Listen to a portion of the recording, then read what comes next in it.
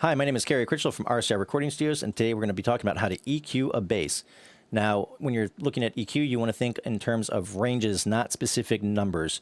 So from 50 to 100 is where you're going to find your sub and your low end. 250 to 800 hertz is where you're going to find your boxiness, muddiness, or room. 1000 to 3000 hertz is where you're going to find your bite, cut, aggressiveness, and clarity. And 4000 hertz and above is where you're going to find sizzle, harshness, or potentially unwanted noise. Now, just a quick note, basses can vary wildly in tone and timbre depending on what the genre is, the type of bass you're using, and what type of vibe you're going for.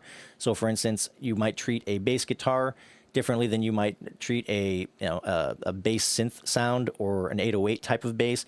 You might boost or attenuate different frequencies in order to make it work in the context of your own mix and the sound of your own bass. In this instance, we're using a bass guitar, and this is what it sounds like.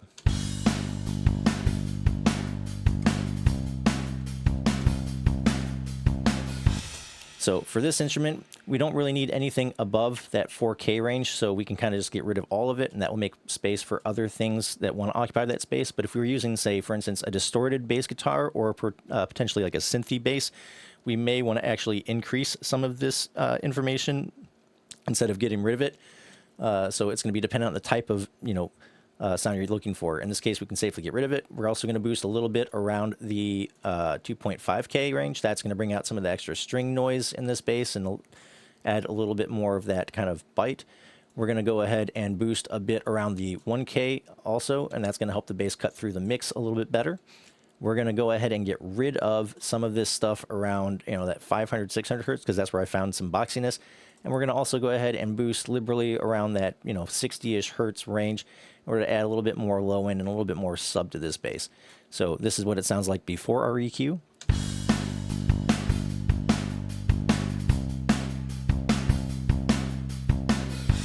And this is what it sounds like after.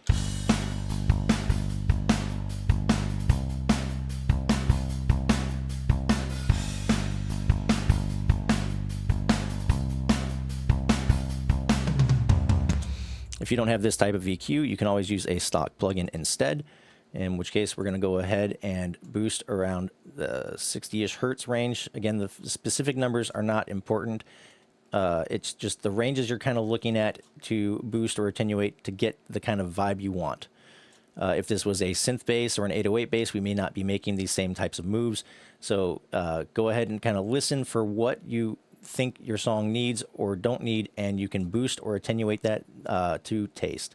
But these are the frequency ranges that you can look at in order to achieve the kind of sound that you're probably looking for. Again, the specific numbers are not super important. You can kind of just sweep through the frequency ranges in order to find what it is you want or don't want in these ranges.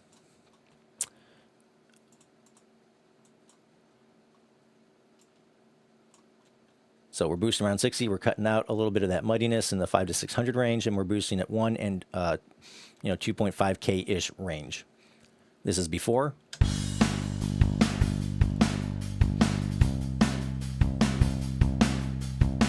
And this is after.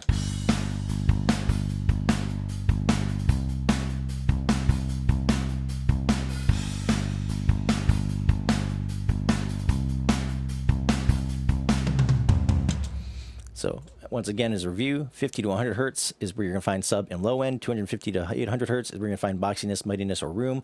1000 to 3000 hertz is where you're going to get your bite, cut, aggressiveness, and clarity. And 4000 hertz and above is where you're going to find sizzle, harshness, or potentially unwanted noise. Thank you for watching. I hope this has been helpful. I hope you have yourselves a wonderful day, a wonderful week, and I will talk to you later. Bye-bye.